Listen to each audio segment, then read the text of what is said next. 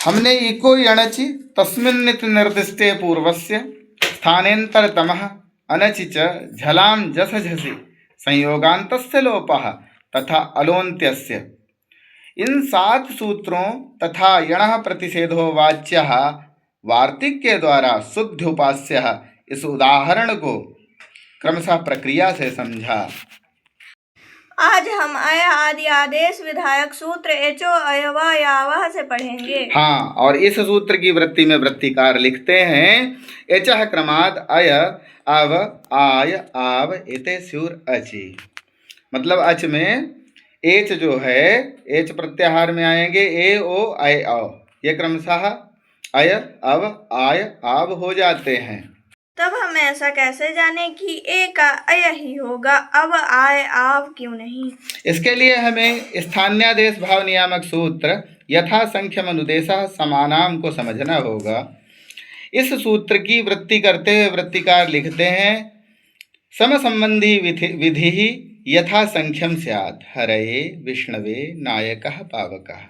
बात यह है कि सम संबंधी विधि, जैसे एच प्रत्याहार है तो एच प्रत्याहार हमें प्राप्त होता है माहेश्वर सूत्र के ए ओंग अय औच से।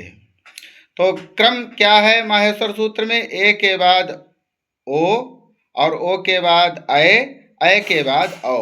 तो इस क्रम की जो संख्या है तो इस क्रम के संख्य अर्थात क्रम के स्वरूप के अनुरूप ही ए का ही अय, ओ और ओ का ही अब, अय का ही आय और औ का ही आव, ऐसा हमें प्राप्त होगा।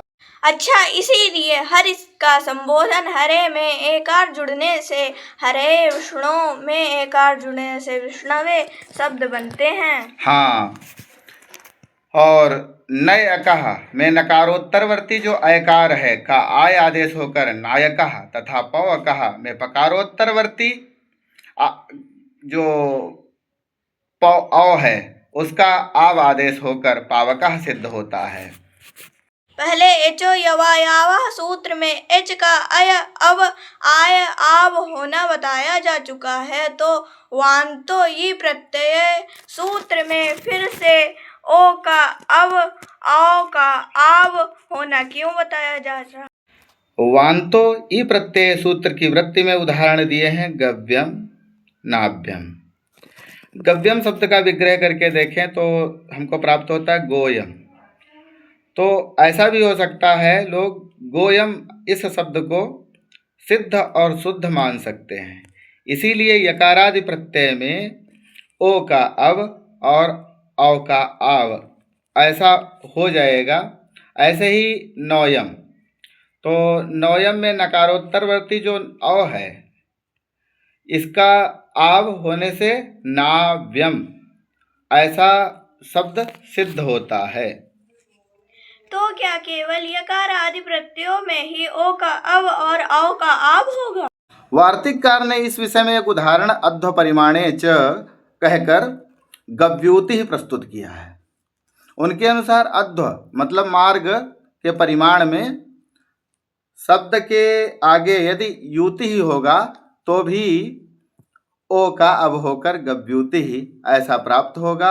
आज हम ये अयादि संधि के प्रकरण में इतना ही रखते हैं और आगे हम गुण संधि के सूत्र अधेन गुण से अगले चलचित्र में चर्चा करेंगे। तब तक के लिए नमो शब्द ब्रह्मणे, नमो संस्कृताय।